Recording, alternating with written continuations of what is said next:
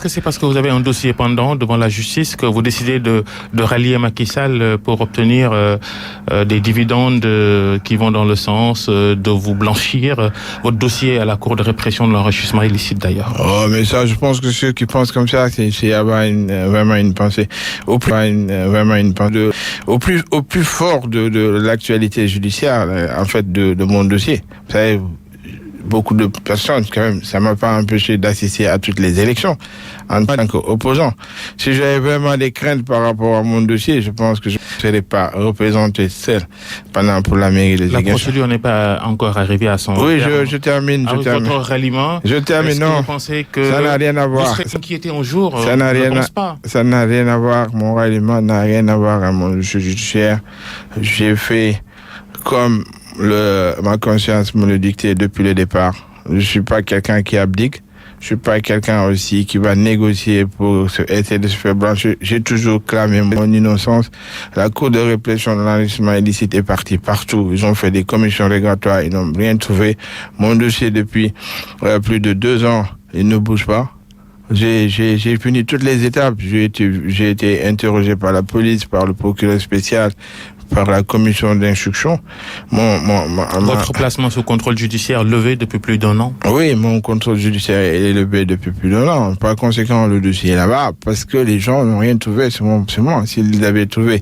Et si c'est ça qui devait faire que je renonce à je n'allais pas être candidat pour les anciennes élections.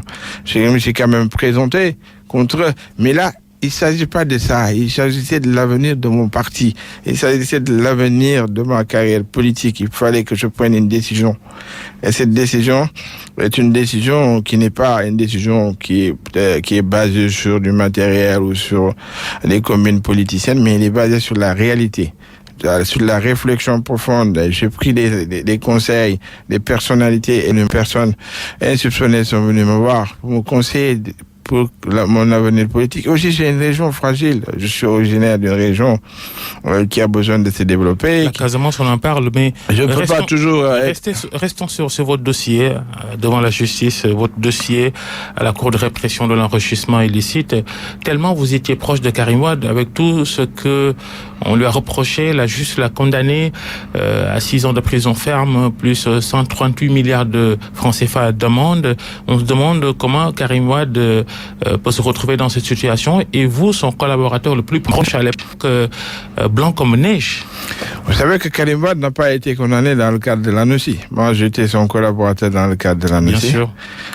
Il a été condamné. Moi-même, je suis poursuivi, non pas parce que on a mal géré l'ANOCI. L'ANOCI a été audité. On ne nous a pas tout reproché une seule faute de gestion. Karim Wade n'a pas été poursuivi pour détournement de deniers publics. Il n'a pas été pour enrichissement illicite. Voilà, et qui sur plusieurs faits, sur des éléments qui sont extérieurs à moi. Là, si vous regardez son procès, il y a eu d'abord des gens qui sont supposés, moi, même s'ils sont posés, il y a toutes choses à dire. Hein. Il y a des gens qui étaient supposés être ses complices. Il y en a d'autres qui étaient des témoins. Il y en avait 99. Je n'avais pas été cité.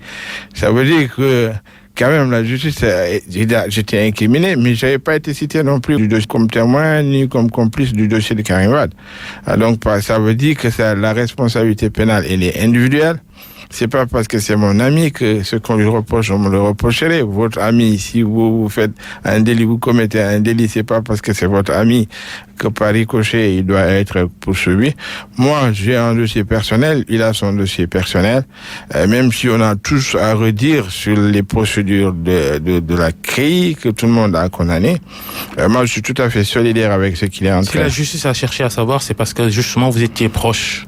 Voilà, ils ont pensé que nos dossiers étaient similaires. Alors ils se sont rendus compte, d'ailleurs la preuve, lui, combien de milliards il avait reproché. Quand j'ai un ami là, et quand on m'a dit que moi on me reprochait 5 milliards, et alors que l'autre c'était, je sais pas combien des centaines de milliards, il m'a dit, mais mon ami, moi je pensais que tu étais beaucoup plus riche que ça, on te repose que 5 milliards. Alors que ces 5 milliards dont on a supposé me reprocher, ils sont allés faire des racolages, une société qui appartenait et qui appartient à un de mes cousins, ils ont voulu me l'attribuer. La pharmacie de ma femme, qui avait une activité tout à fait différente de moi depuis avant notre mariage, et ils ont compilé ces dettes au niveau des banques en disant que c'était aussi mon patrimoine. Ils sont évalués. J'ai une petite radio à Ziguinchor à 300 millions. de 350 millions de francs CFA. Donc, ils ont surévalué mes biens pour essayer d'avoir un chiffre. Aujourd'hui, quand l'expertise... Plus les entrées et les sorties de votre compte personnel. Oui, ensuite, justement, ils ont fait, au lieu ils sont allés pour dire que j'ai telle somme, alors que, en fait, ils ont fait la compilation, des entrées et sorties de mes comptes de 2000 à 2012, en disant que c'est ça qui est passé dans mes comptes, alors qu'il n'y avait aucun fonds. C'était quoi vos différentes rémunérations, salaires, entre autres? D'abord, ils ont dit d'abord que c'était mon salaire. J'avais mon salaire de commissaire de police d'abord. Ensuite, je suis devenu inspecteur général d'État. Donc, je suis devenu secrétaire général de la présidence. J'étais directeur exécutif de l'ANOCI. J'ai assumé des fonctions de ministre de souveraineté. J'étais aussi ministre de l'Industrie et des Mines. J'étais président de plusieurs conseils d'administration. Je faisais des voyages à l'étranger. Et j'avais aussi une maison que je possède, que j'ai bâtie à la Fière de mes fonds, que j'ai acquis quand j'étais commissaire de police. J'ai acquis cette maison quand j'étais commissaire de police. C'était d'ailleurs maître Nafissatou Diop. Qui était ma notaire. Et donc, j'ai fait un prêt. J'ai conçu cette maison, après je l'ai mise en location. C'est là aussi elle m'a rapporté. Et quand on a fait la compilation de tout ce que j'ai gagné de façon licite, parce que gagner de façon licite, ça ne veut pas dire que j'avais un seul salaire. Moi, j'avais un salaire, j'avais des indemnités. Donc tout ça, quand on a fait la compilation, on s'est rendu compte que c'était au-delà même de ce qu'ils pouvaient penser. D'ailleurs, on a arrondi. Quand l'inspection générale d'État a fait son rapport sur l'ANOCI. Parce que le conseil d'administration de l'ANOCI nous avait autorisé à utiliser des cartes bancaires pour aller au niveau de l'étranger, qui ont voyagé et puis venir après. Alors moi, j'avais rendu ma carte. J'avais pas voulu l'utiliser en disant que moi, je suis d'abord docteur en finances publiques. Quand on est un ordonnateur ou un administrateur de crédit, on peut pas être en même temps être comptable. Si moi je prenais cette carte et que j'allais... Vous étiez pourtant le directeur exécutif. Voilà, donc j'ai refusé de prendre cette carte-là. Bon, après, vous avez vu les rapports. Quand c'est sorti, je pense que j'ai été félicité par rapport à ça, parce que chaque fois que je partais, je revenais moi avec mes factures, j'allais au niveau de la comptabilité, je dis voilà mes factures, vous m'en remboursez mes frais. Vous n'étiez pas au courant des activités de Karim Wade, de tout ce que la justice lui reproche, de s'être enrichi illicitement. Vous étiez proche de lui et vous n'étiez pas au courant de ces activités-là qui lui l'ont poussé à faire face à la justice, à avoir tous ces déboires. Non, je n'étais au courant de rien du tout. Bon, même les personnes qui, en dehors de chez Diallo, toutes les autres personnes, je les connaissais pas. Je les avais jamais vues ni d'Adandem. Donc on avait, et puis, Karim s'est défendu en disant qu'on l'a accusé de façon arbitraire. Donc, je pense que lui-même, il connaît son dossier. Mais moi, est-ce que vous êtes d'accord avec la décision, vous êtes d'accord ou pas avec la décision de la CREI de condamner Karim Wade pour enrichissement illicite, de lui infliger des amendes de 138 milliards de francs CFA? Vous pensez que c'est une décision juste? C'est une décision injuste. Je vous ai dit que moi, je combattais toujours la CREI parce que ce n'est pas une juridiction normale. Sur les faits, les faits ne sont pas avérés parce que quand on doit faire une investigation, en fait, dans un procès équitable, c'est l'accusation qui amène la preuve de son accusation. On ne renverse pas la charge de la preuve. C'est pour ça qu'on n'arrive pas à appliquer ces décisions-là au niveau international. Parce que d'abord les procédures, vous savez, dans un procès pénal, il y a d'abord les faits, c'est-à-dire en fait la condamnation. C'est pour ça qu'on a toujours un code pénal et un code de procédure pénale. Le code pénal, il sanctionne l'infraction. C'est-à-dire l'infraction, pour qu'elle soit effective, il faut d'abord qu'il y ait l'élément matériel, c'est-à-dire que l'acte qui est posé, et l'élément moral qui est l'intention de commettre cet acte, mais aussi l'élément légal, c'est-à-dire une loi qui réprime.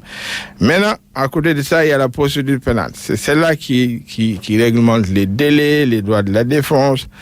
Mais en dehors du fait qu'ils n'ont pas pu prouver l'effectivité de l'infraction, mais aussi il y a une série de violations des règles de la procédure, des droits de la défense qui ont fait dans le fond, quelle est votre conviction que Karim Wade ne s'est pas enrichi illicitement à l'échelle décrite par la CREI?